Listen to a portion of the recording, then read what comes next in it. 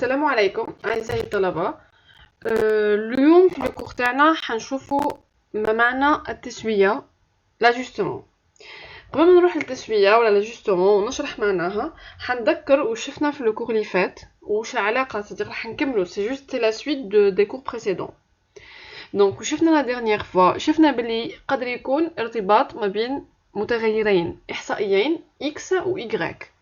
شفنا قادر يكون عندنا ارتباط خطي أو ارتباط غير خطي أو x و y يكونوا مستقلان. في حالة ما يكون عندنا ارتباط خطي كيف نعرفوه؟ أول حاجة السحابة النقطية ولا كي نرسمو لو دو بوين يقدر يعطيني فكرة بسيطة انه صديق شكل سحابة نقطية تقدر تعطينا فكرة على نوع العلاقة الموجودة ما بين المتغيرين. Nous avons vu précédemment que la forme du nuage de points nous donne une idée sur la relation qui peut exister entre deux caractères. هذا واش هضرت انا غاب سي لا ميم شوز، c'est-à-dire واش شفنا قبل شفنا بلي شكل السحابة النقطية قادرة تمدلي فكرة على نوع العلاقة اللي قادرة تكون موجودة ما بين متغيرين إحصائيين.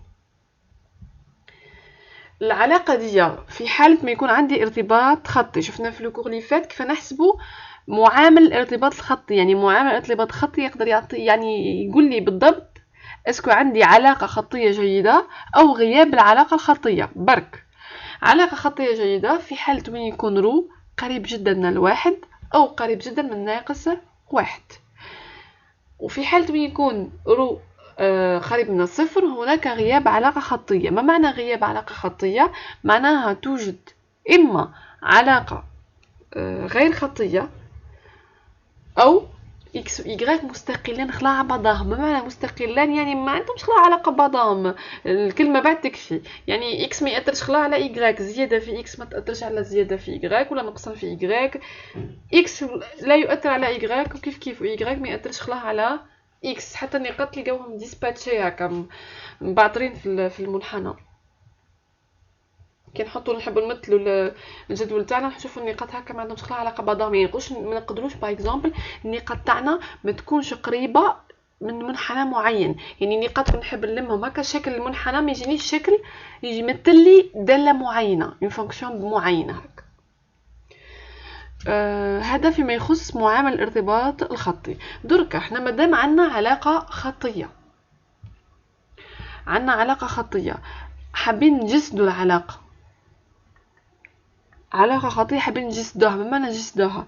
معنى نعبروا لها. إذا كان هناك معامل ارتباط خطي كبير مثلا 0.8 ولا 0.99 ولا 0. حتى 78، يعني يوجد علاقة خطية.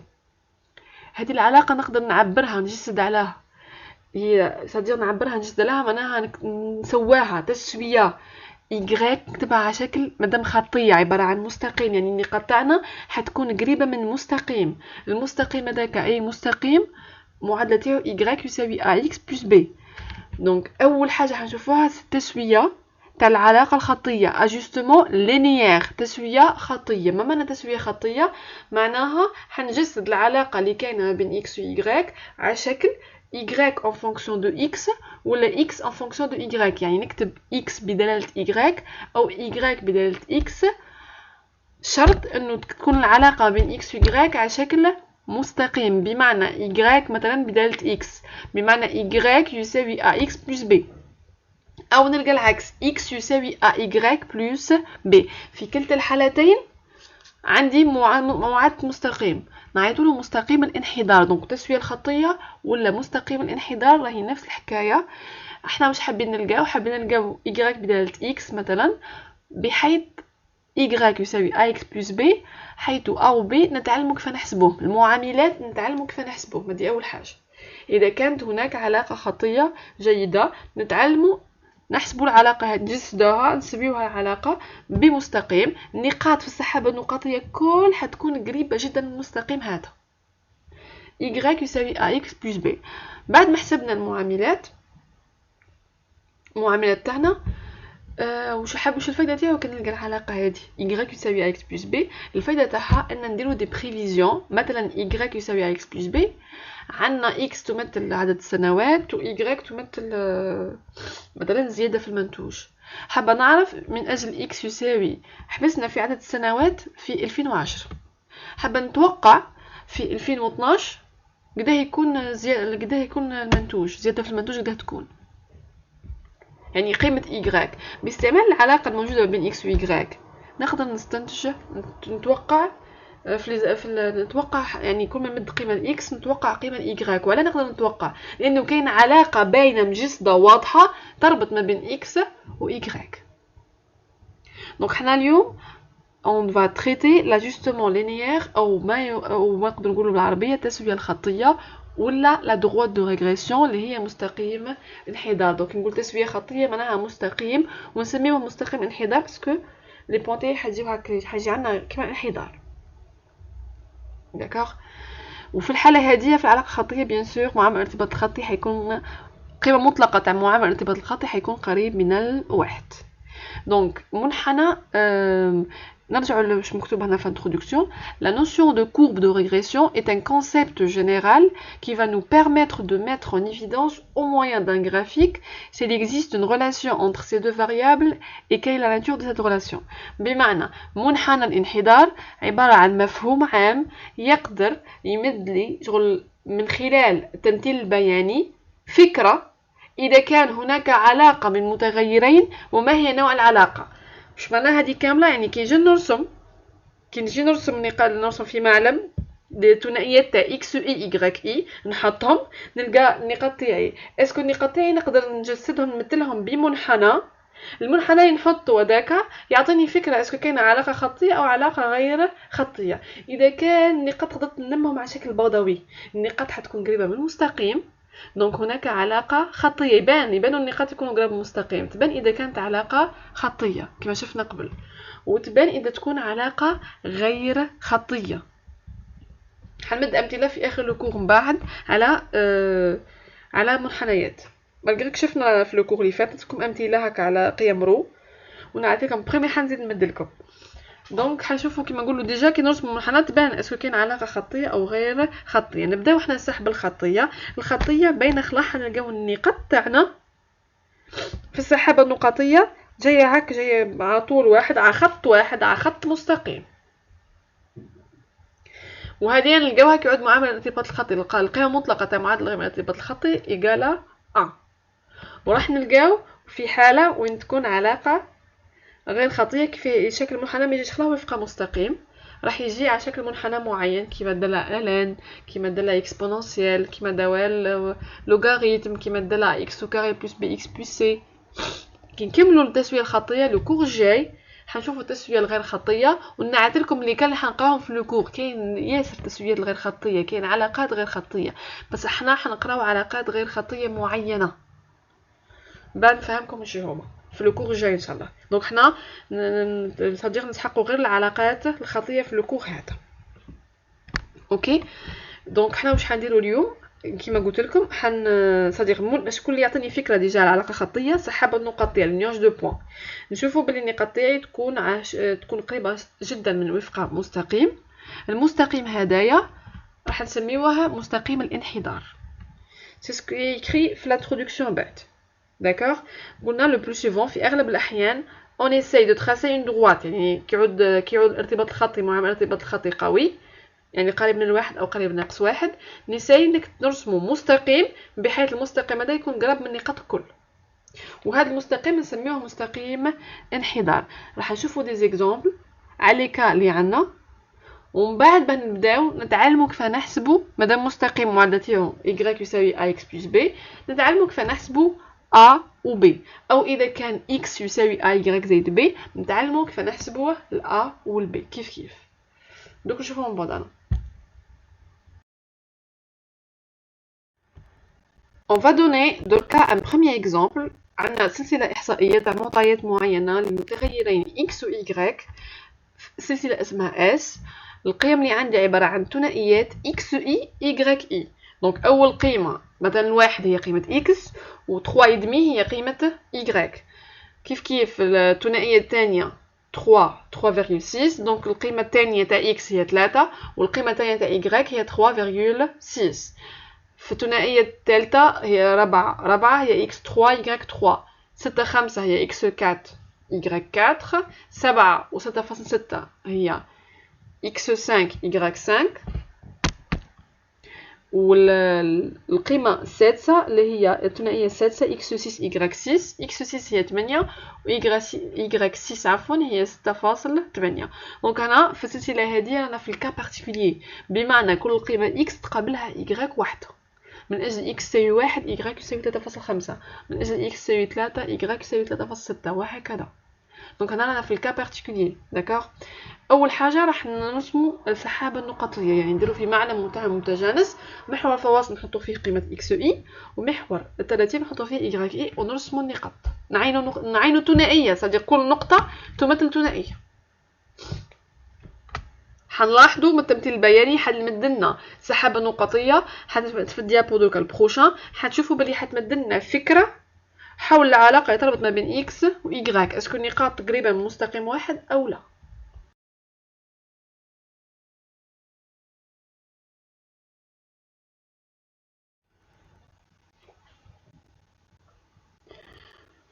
قاعدين تشوفوا هنا تلاحظوا بلي النقاط عيناهم في التمثيل البياني كيما قلت لكم. محور الفواصل يقابلوا اكس ومحور التراتيب يقابلوا y، وعينا النقط كامل ورسمت لكم مستقيم الانحدار دغوا دو ريغريسيون. هنا رسمته بركه باش تشوفوا، فيما بعد راح نشوفوا كيف نقدر نرسموه هذا المستقيم.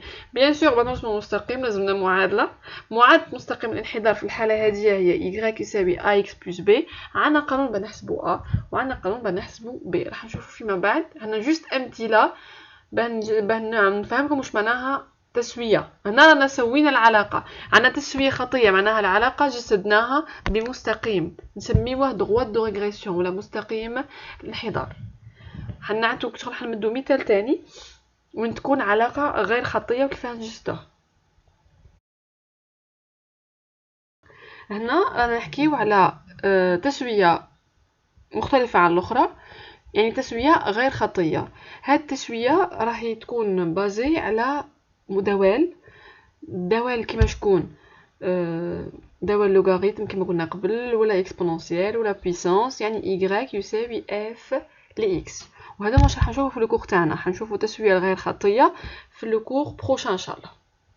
انا جوست في الكور هذا حنعطيلكم يعني انواع التسويه اللي كاين عندنا. يعني قادر نلقاو تسويه خطيه، يعني نقدر نجسدوها على شكل y يساوي ax بلس b، او تسويه غير خطيه يعني تاخذ شكل y يساوي f لx، بحيث f راهي داله ln ولا x بو ولا بويسانس. راح نشوفوا الاشكال تاعهم بعد. او راح نشوفوا ان ترويزيام اكزامبل وين معناش خلاه تسويه، يعني وين يكونوا الحادثتان مستقلتان. في ليكزامبل 2 عندنا دي دوني كيف دي دوني هادوما ولا المعطيات راهم متعلقين بمتغيرين. القيمه الاولى راهي قيمه x والقيمه الثانيه راهي قيمه y، عباره عن ثنائيات كل قيمه x تقابلها y واحده. عندنا 6 قيم لx لكل من x و y. كي نجيو نرسمو سحابة النقاط راح نشوفو بعضنا باللي حيكون عندنا منحنى ياخذ كيف صديق حيكون غير المنحنى كاين عبارة عن مستقيم بس حيمشي طالع. دونك حياخذ بريسك ما يبقاش طالع طول مستقيم طول، راح يكون عبارة عن منحنى تاع الدالة لوغاريتمية. راح نلقاو باللي التسويه الخطيه عفوا الغير خطيه صدق نلقاو تسويه غير خطيه اكثر من ما هي خطيه. تبدا الشكل تاعها يجي على شكل مستقيم بس من بعد يطلع لفوق. دونك حنروحوا رانا بوكو بلوس قراب من تسويه غير خطيه اللي هي كورب دو ريغريسيون لوغاريتميك. بيان سور مادام لوغاريتم دونك غير خطيه معناها مستقيم، يعني y يساوي ax بلس b. مادام المنحنى اخذ شكل مستقيم من بعد مال شويه دونك راح يشبه للداله اللوغاريتم كيما منحنى الداله اللوغاريتميه. دونك راح يكون انا جوستومون نون لينيير. راح نشوفوا جوست في الديابو اللي وراه كيف حيكون الرسم. قبل ما نروحوا نشوفوا الرسم كاينه ملاحظه صغيره مكتوبه باللي que la très grande majorité de relations réelles entre variables ne soit pas linéaire. يعني رغم انه اغلب العلاقات اللي كاينه الحقيقيه، يعني صدق الامثله الدراسه الاحصائيه اللي قاعدين نديروا فيها، اغلب لي كان راح نلقاوهم راح يكونوا ما همش لينيير، ما يكونوش خطيه. مي يبقى التسويه الخطيه هي نخدموا بها ياسر. مالغري يكون عندنا تسويه غير خطيه، واش نروحوا نديروا هنا؟ نروحوا نديروا ان شونجمون دو فاريابل، تبديل متغير، باه نرجعوها علاقه خطيه. وعليه تبقى التسويه الخطيه هي نخدموا بها ياسر بور 3 ريزون، لثلاث اسباب. اول حاجه لاجستمون لينيير اي بوكو بلو سامبل ا تريتي ماتيماتيكمون، يعني حنا باسكو الهدف تاعنا نلقاو من بعد المعاملات او بي، دونك التسويه الخطيه اكثر تسويه سامبل بسيطه نقدروا نعالجوها ونخدموا بها ماتيماتيكمون. يعني كي نجيو نخدموا في الحل في لي زابليكاسيون en mathématiques, c'est-à-dire تكون la plus simple ان نخدموا ب y يساوي ax plus b. Beaucoup de relations sont approximativement linéaires si l'on prend un intervalle de variation suffisamment petit. السبب الثاني يعني عندي بزاف التسويه العلاقات اللي راهم قراب يكونوا لينيير، يعني يقولوا approximativement linéaire، يكونوا تقريبا خطيه مالغري غير خطيه بس في الاول خلاص، يعني من اجل مجال محدد صغير راح نلقاو عندنا علاقه خطيه.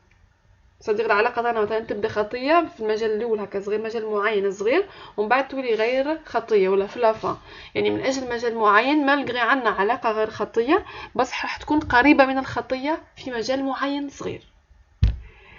ثالث سبب انه la plupart de certaines relations، يعني من اجل علاقات معينه نقدروا نرجعوهم لينيير كما قلت لكم قبل، نقدروا نرجعوهم خطيه en utilisant un changement de variable approprié، يعني كي نديروا تبديل متغير مناسب. يعني تكون عندنا علاقه غير خطيه، ودوش حنخدموا من بعد في الكور تاعنا بروشان عندنا تسويه غير خطيه بس احنا ماتيماتيكمون عفوا كي نجيو نطبقوا حنعينوا ا اي بي، باه نعينوا ا اي بي سي بلو سامبل نعينوهم ماتيماتيكمون كي يعود y يساوي ax بلس b. سينون دون لي زوتر كا مثلا y يساوي a اس x ولا ما نقدروش نعينوا ال a مثال.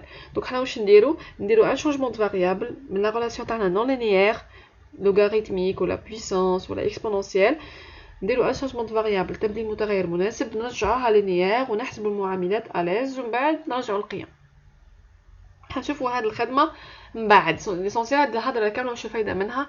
انه التسويه الخطيه راهي مهمه جدا، مالغري كو في الحقيقه عندنا اغلب التسويات راهم ولا اغلب لي ريلاسيون اللي عندنا العلاقات اللي كاين بين المتغيرين في الدراسه الاحصائيه نلقاوها غير خطيه، بس احنا كي نجيو نطبقوا نرجعوا للعلاقات الخطيه لانها اكثر استعمالا واكثر سهوله في التطبيق.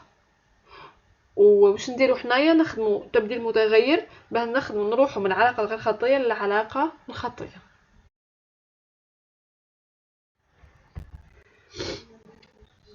هذا هو لا كورب دو ريغريسيون تاع ليكزامبل الثاني.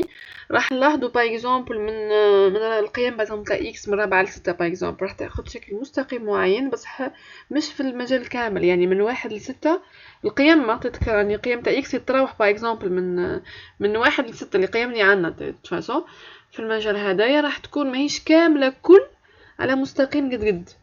دونك التسويه الاحسن من التسويه الخطيه راهي التسويه اللوغاريتميه. مادام كنقول لوغاريتميه يعني y تكتب على شكل f ل x بحيث f سي لا فونكسيون لوغاريتم. دونك التسويه الغير خطيه اللي هي لوغاريتم حتكون احسن بكثير من التسويه الخطيه. سكيفي هنا دونك هنا عندنا تسويه غير خطيه نون لينيير وين يكون النقاط اقرب بكثير من منحنى الداله اللوغاريتميه. دونك هذا مثال على تسويه غير خطيه.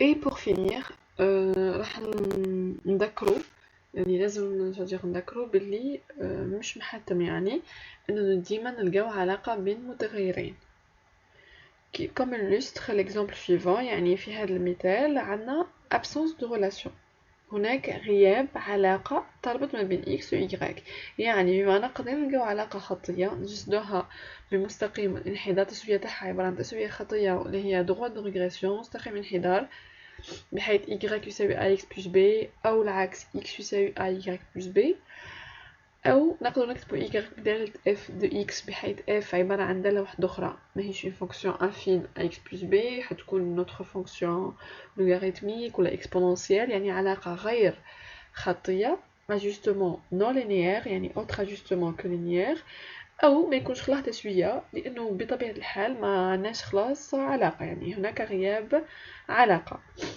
في حالة وين تكون غياب علاقة يعني خيطية ولا غير خطية، بحيث يكون x و y راح يكونوا indépendants.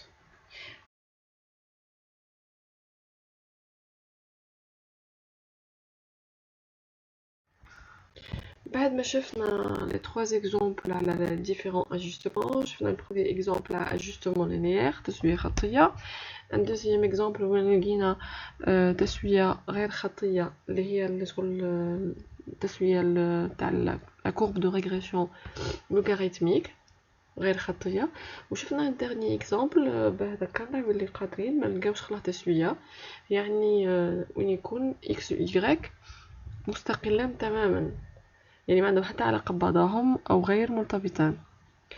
دركا راح نبداو نجسدو العلاقة تاعنا، نبداو بالعلاقة الخطية أو لاجوستمون لينيير droit de régression.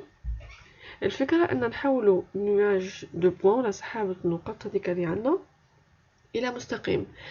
هذا المستقيم راح يكون أقرب مستقيم ممكن لأي نقطة من النقاط اللي عندنا. دونك حنا واش حنديرو on va chercher à minimiser، يعني حنقد نصغروا على قدر الإمكان المسافة اللي كاينة بين النقاط اللي عندنا والمستقيم. لا ميثود اللي حنستعملوها باش نلقاو لي بارامتر A و B، يعني باش نلقاو معادلة المستقيم، هي لا ميثود دي مونتر كاري. حنا في الكور تاعنا ماناش شغل حنمدو شغل حنذكرت برك اسم لا ميثود، مي ماناش حنديرو لا ديمونستراسيون كيفاه لقينا A و B. حنمد جوست الفكرة انه لا ميثود هذه واش دير تيساي تصغر المسافة EI، الطول EI هدايا اللي ما بين y ترتيبة نقطة x i و y نعوضها في المستقيم اللي هي ax plus ax i plus b، بمعنى حنعمل الفرق ما بين y i moins y i étoile ولا y i moins ax i plus b. الطول هدايا دونك حيكون عبارة عن طول حيكون او كاري، مسافة راح نصغرها على قدر الامكان. كي نصغرها يعني ديكالكوليتو، دونك حنستعمل مادام نحكي مينيميزي معناها نحكي شغل حنستعملو لو ديريفي تو، دونك راح نوصل حتى نلقى هذه المسافة اصغر مما يمكن. كي نصغريتو راح نلقى اون ابليكون هاد لا ميثود راح نلقاو قيم A و B. راح في لا ديابو سويفون راح نقول واش تمثل قيمة A واش تمثل قيمة B باه نلقاو معادلة المستقيم. احنا نسحقوا جوست قيمة A و B. ceux qui cherchent la démonstration كيفاه لقينا A و B c'est-à-dire comment on a appliqué هاد لا ميثود، انا ما نحسبكمش باه انكم تمدولي لا ديمونستراسيون، مي اللي حاب كفضول وعنده الوقت انه حاب يعرف كيفاه لقينا A و B ومنحقوا جوست il me contacte ويقول لي نمدوا لا ديمونستراسيون، يعني كيف حتى نوصلنا بلي A ها واش يساوي B واش يساوي. Donc c'est pour ça parce que on a utilisé les montres carrées, la méthode هذه parce que هاد la méthode pardon c'est-à-dire الهدف تاعها انها في بلاصه سحابه نقط ترجع لنا مستقيم قريب جدا من هاد السحابه اللي يربط ما بين x و y، c'est-à-dire y يساوي ax plus b، تل كو هاد المسافه ما بين السحابه تاع النقط الى دروات تكون اصغر مما يمكن. دونك لا ميثود دي مونتر كاري تفرقت انها تمد لنا القيم تاع a و b اللي ناقص قلت لكم البعد هذاك، ومادام عندنا مسافه حنلقاوها مربع تاع اي هادوكا لي او كاري. دونك مع الاخر خلاها ابري لي كالكول نلقاو معادله المستقيم.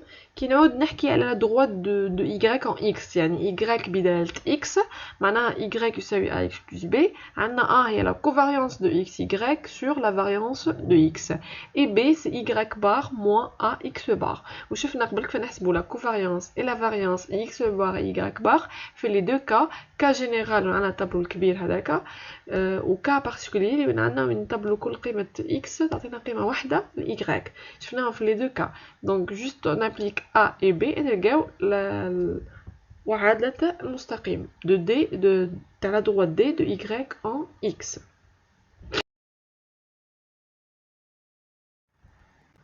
نروحو دوكا حنشوفو اون اوتر droite دي بريم دو x en y. حنشوفو العكس، يعني كيعود x بدلالة y، يعني x يساوي a prime y زائد b prime. بون هما معاملات a b سميتهم برك a prime b prime جوست بور ديفيرونسيي a و b تاع قبل، جوست بنفرق. سينو العكس، دوك على دروات كيبدا عندنا دو x en y يعني x بدالة y، راح يولي المعامل a prime هو لا كوفاريونس دو x y ونبدل برك sur la variance de y. Au lieu عندنا sur la variance de x تولي sur la variance de y et b prime تولي x bar moins a y bar. هنا معناها عكسنا، دونك في بلاصة x عندي y، في بلاصة y عندي x. فوالا. كملاحظة عندي قلنا لي دو دروات هادوما دي اي دي بريم، يعني دو y en x ولا دو x en y راح يتقاطعوا في نقطة وحيدة. شكون هي النقطة؟ نسميوها لو بوا موين. واش معناها بو موين؟ معناها نسميوه جي عادة، راح يكون اكس بار ايغريك بار. ولا سميها بو موين باسكو الفاصلة تاعو هي لا موين تاع اكس اي الترتيبة تاعو هي لا موين دو ايغريك. دونك هاد لي دو دروات يعني نفس يعني اكس و ايغريك، يعني بنفس المتغيرين.